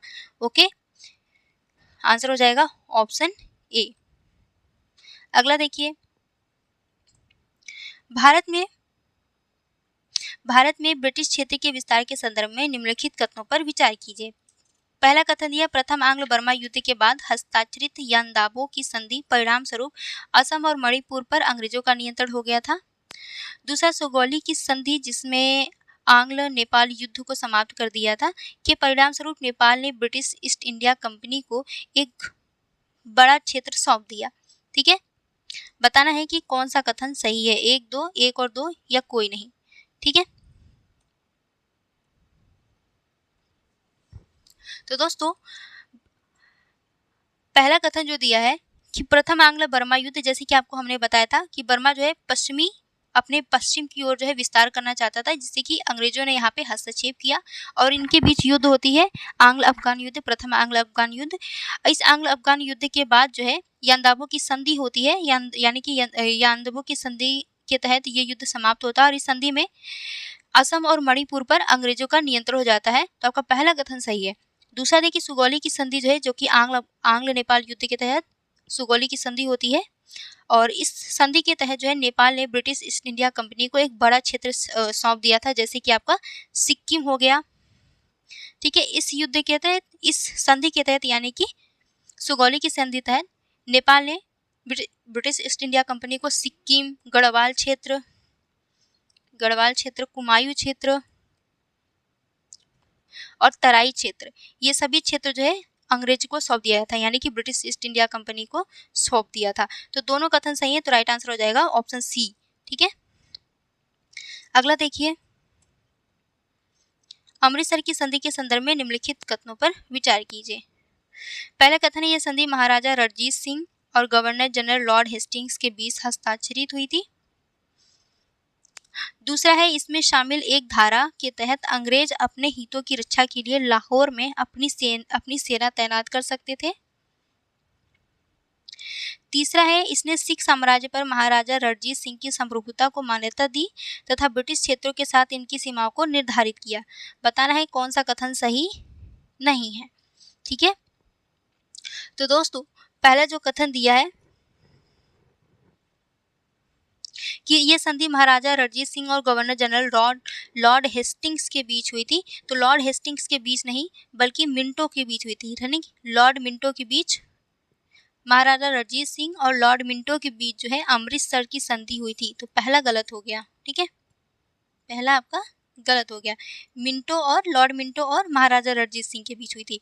दूसरा है कि इसमें शामिल एक धारा के तहत अंग्रेज अपने हितों की रक्षा के लिए लाहौर में अपनी सेना तैनात कर सकते थे, तो नहीं, लाहौर में ये अपनी सेना तैनात नहीं कर सकते थे, ठीक है। तो दूसरा कथन जो है गलत हो गया। तीसरा आपका सही है कि महाराजा रणजीत सिंह की संप्रभुता को मान्यता दी गई और ब्रिटिश क्षेत्रों के साथ इनकी सीमाओं को निर्धारित किया गया, यानी कि इस अमृतसर संधि के तहत ये प्रावधान लाया गया कि जो महाराजा रणजीत सिंह है, ये अपनी महाराजा रणजीत सिंह और अंग्रेज ब्रिटिश सरकार, ठीक है, अंग्रेज और ब्रिटिश सरकार अपने बीच एक सीमा निर्धारित कर ली है कि आप जो है हमारे क्षेत्र में नहीं आएंगे और वो इनके क्षेत्र में नहीं आएंगे, तो इनके बीच एक सीमा निर्धारित हो गई थी, ठीक है।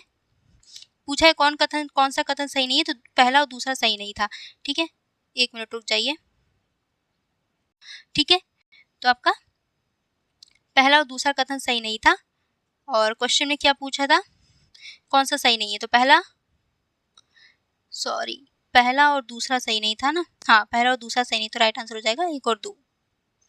अगला देखिए, 44वां क्वेश्चन,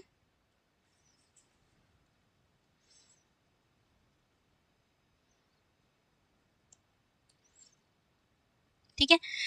निम्नलिखित कथनों पर विचार कीजिए। पहला कथन दिया है, मुगल साम्राज्य की राजनीतिक विखंडता और 3 स्वतंत्र राज्यों के गठन ने ब्रिटिश ईस्ट इंडिया कंपनी को भारत में प्रभुत्व स्थापित करने का अवसर प्रदान किया। दूसरा कथन है, मुगल केंद्रीय सत्ता के कमजोर होने से मराठों और सिखों जैसी क्षेत्रीय शक्तियों को अपना प्रभुत्व स्थापित करने का अवसर मिला, जिससे भारतीय उपमहाद्वीप में और अधिक अस्थिरता फैल गई। ठीक है, बताना है कि कौन सा कथन सही है। देखिए दोस्तों, जैसे जैसे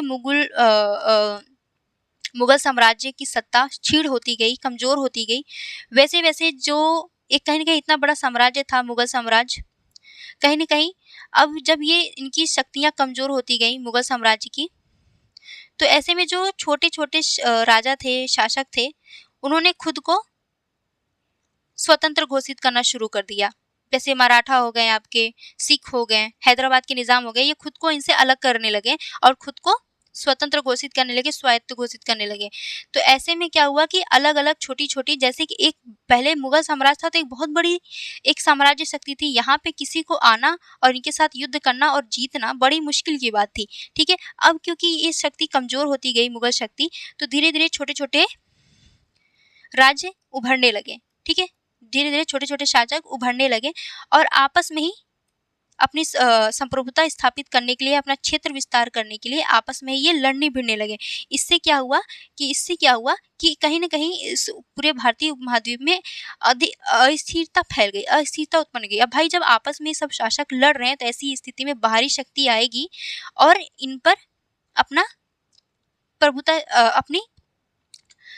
अपनी शक्ति स्थापित करेगी, अपना बोलबाला स्थापित करेगी, अपना साम्राज्य स्थापित करेगी। जैसे कि अंग्रेज आए और देखे कि ये आपस में ही लड़ भिड़ रहे हैं, मर रहे हैं आपस में ही और इनमें एकता नहीं है, तो इसका फायदा उठाया अंग्रेजों ने और अंग्रेज यहाँ पे आए और 200 साल तक शासन किए। ठीक है, और जो दूसरा तो आपका सही हो गया स्टेटमेंट। ठीक है, पहला कथन दिया है कि मुगल साम्राज्य के राजनीतिक विखंडन और 3 स्वतंत्र राज्यों के गठन ने ब्रिटिश ईस्ट इंडिया कंपनी को भारत में प्रभुत्व स्थापित करने का अवसर प्रदान किया। तो ये जो 3 स्वतंत्र राज्य के गठन की बात हो रही है, इसमें बंगाल, अवध और हैदराबाद। ठीक है, इन तीनों शक्तियों की बात हो रही है। इन तीनों स्वतंत्र राज्यों के गठन ने ब्रिटिश ईस्ट इंडिया कंपनी को भारत में प्रभुत्व स्थापित करने का अवसर प्रदान किया। तो नहीं, ये आपका गलत है। ठीक है, ये जो छोटे-छोटे राज्य थे, इन्होंने अवसर प्रदान किया था भारत में ब्रिटिश शक्ति का प्रभुत्व स्थापित करने का मौका दिया था। ठीक है, तो दूसरा गलत है, पहला सही है आपका। तो राइट आंसर क्या होगा? ऑप्शन डी होगा। ठीक है, चलिए अगला देखिए। पानीपत के तीसरे युद्ध के संदर्भ में निम्नलिखित कथनों पर विचार कीजिए। पहला कथन है, यह युद्ध जो है, पानीपत का तीसरा युद्ध, यह मराठा साम्राज्य और दुर्रानी साम्राज्य के बीच लड़ा गया था। ठीक है, दुर्रानी साम्राज्य का नेतृत्वकर्ता कौन था? शासक कौन था? अहमद शाह अब्दाली। ठीक है, अहमद शाह अब्दाली और मराठा साम्राज्य के बीच ये युद्ध हुआ था। युद्ध के दौरान मराठों को जाटों और राजपूतों का समर्थन प्राप्त था? नहीं, राजपूतों और जाटों का समर्थन नहीं प्राप्त था, बहुत ही कम समर्थन प्राप्त था, नाम मात्र के बराबर। ठीक है, नाम मात्र का। तो ऐसे में हम इसको बहुत समर्थन के अंतर्गत नहीं मानेंगे। तो आपका दूसरा स्टेटमेंट गलत है, पहला सही है। तीसरा दिया कि पानीपत की हार के कारण उत्तर भारत में मराठा शक्ति का पतन हो गया। तो तीसरा कथन सही है आपका कि पानीपत में मराठा शक्ति की हार हुई, जिससे कि इसके पतन भी शुरू हो गया मराठा शक्ति का। तो कितने कथन सही हुए आपके? कौन सा कथन सही है पूछा है, तो 1 और 3 कथन सही है। राइट आंसर हो जाएगा ऑप्शन सी। अगला देखिए, अवध के नवाब दिए हुए हैं। ठीक है, अवध का नवाब दिया है और उनके योगदान या उनके शासनकाल के दौरान कौन सी घटनाएं घटी हुई हैं वो दिया हुआ है। ठीक है, शुजा-उद-दौला अंग्रेजों के साथ इलाहाबाद की संधि पर हस्ताक्षर की थी। क्या शुजा-उद-दौला ने अंग्रेजों के साथ इलाहाबाद की संधि पर हस्ताक्षर की थी? तो बिल्कुल आपका पहला स्टेटमेंट सही है। अवध के नवाब दिए हुए शुजा-उद-दौला और राजधानी को फैजाबाद से लखनऊ स्थानांतरित किया था। क्या सफदर जंग ने किया था फैजाबाद से लखनऊ में अपनी राजधानी स्थानांतरित? नहीं, तो किसने किया था? आसफ-उद-दौला ने किया था, आसफ-उद-दौला ने किया था। ठीक है, तो आपका दूसरा स्टेटमेंट जो है गलत हो जाता है। और 1856 में अंग्रेजों द्वारा अपदस्थ कर दिया गया था। किसके द्वारा? तो बिल्कुल वाजिद अली शाह को 1856 में अंग्रेजों द्वारा अपदस्थ किया गया था। ठीक है, तो आपका तीसरा स्टेटमेंट भी सही हो गया। ओके, तो पूछा है कितने कथन सही हैं, तो केवल 2 कथन सही हैं, पहला और तीसरा। आंसर क्या हो जाएगा? ऑप्शन बी हो जाएगा। अगला देखिए, कर के संदर्भ में निम्नलिखित कथनों पर विचार कीजिए। पहला कथन है, चौथ मुख्य रूप से मराठों द्वारा उनके प्रत्यक्ष नियंत्रण से बाहर के क्षेत्रों पर लगाया जाने वाला एक कर था, जो राजस्व का 1/4 था। चौथ मतलब क्या होता है? चतुर्थ मतलब चौथ होता है। ठीक है, चतुर्थ मतलब चौथ होता है, यानी कि राजस्व का 1/4 हिस्सा। ठीक है, यानी राजस्व का 1/4 हिस्सा। ओके, तो आपका पहला स्टेटमेंट सही है कि मराठों द्वारा जो है चौथ कर लगाया जाता था, और उनके ऐसे क्षेत्रों पर जो उनके प्रत्यक्ष नियंत्रण से बाहर के क्षेत्र थे। जैसे कि ये किसी राज्य पर प्रत्यक्ष रूप पर नियंत्रण नहीं रख पाते थे और ना ही अपना राजनीतिक नियंत्रण रख पाते थे, तो ऐसी स्थिति में ये अपनी प्रभुसत्ता स्थापित करने के लिए अपना एक कहें तो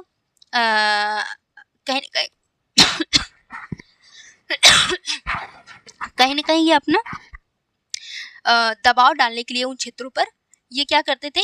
चौथ कर लगाते थे, और कहते थे कि आपको अगर बाहरी क्षेत्रों से सुरक्षा प्राप्त करनी है, या फिर आप हमारे आक्रमण से बचना चाहते हैं, तो आप हमें चौथ कर दीजिए।